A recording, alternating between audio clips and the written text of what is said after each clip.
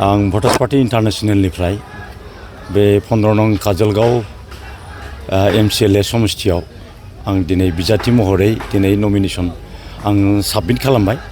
दा आंनि nomination submit खालामनायनि खारना बेनो जे जोंनि गेजेराव गोबां गोरिब दुखियाफोर दङ गैजारोङिफोर बिथांमोननि भबिष्यत जिबननि थाखाय बिथांमोनखौ उद्धार खालामनो थाखाय जों गभर्नमेन्टनिफ्राय जोङो भटारशिप बिदों। भटारशिप बिनानै जोङो आन्दलन खालामबोगासिनो दं।